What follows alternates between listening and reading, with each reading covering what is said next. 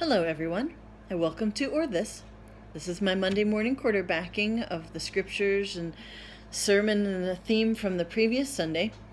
This video is for Sunday, September 26th. You'll notice that I'm in a different setting. Just thought I would mix it up a little bit so that when you're looking through the videos, they each look a little bit different from week to week. But anyway, the scriptures for this Sunday that we're discussing today the references can be found in the description of the video. So please look it up there and check out the scriptures. I want to talk a little bit about the relationship between our faith and sickness, the experience of illness. I know that I've heard people say when they are suffering, still hear people today say when they're suffering from some kind of illness, oh, I don't know what I did that, God has given me this illness, or just that expressing that thought that somehow I must have done something wrong and God is punishing me by giving me this illness. And because of the topic in the James passage this week, which is the passage that I preached on yesterday, it was talking about how the faith community can relate to those who are sick and praying over them. So one of the statements that I made in the sermon was, we do not believe that God punishes people for sin by making them ill or giving us illnesses. And I firmly believe that, and want to make sure people understand that so that nobody has this idea that because they get an illness, they're being punished by God for something. That was actually more of an ancient understanding of illness because they didn't have the scientific knowledge to know where illnesses came from. And so just like anything else, any out of the normal experience in life was generally attributed to God or the gods, depending on what religion people were. But now that we understand science and germs and that kind of stuff, we understand that these things are out there and anybody can get them. We've seen some of the most faithful people get sick from terrible illnesses. And so if anything, we should be able to see that, of course, God is not punishing anybody through illnesses that we experience in this life. But it's got kind of confusing in the James passage, where James talks about when people are sick in the community, call for the elders of the church and have them pray over them. In verse 15, it says, the prayer of faith will save the sick, and the Lord will raise them up, and anyone who has committed sins will be forgiven. And there was this connection between being saved and being prayed for when you're sick, and it all kind of seemed a little bit confusing.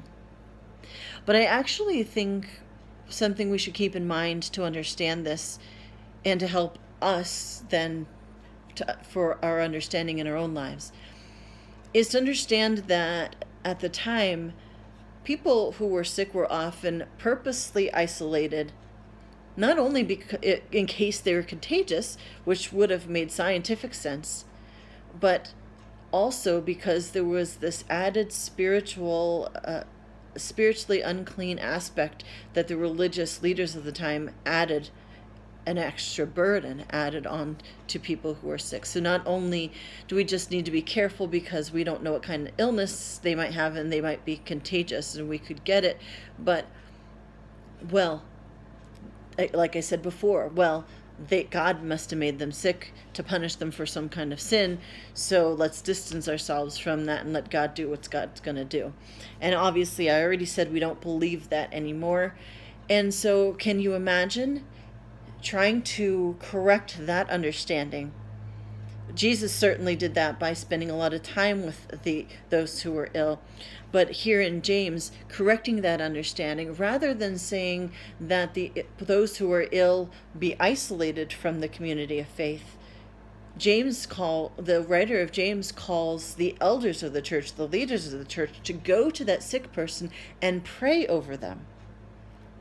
And to believe, of course, in the healing power of God, number one. But number two is that feeling that the ill person might have of God's presence with them when they're ill, and what kind of spiritual impact that could have on their whole being.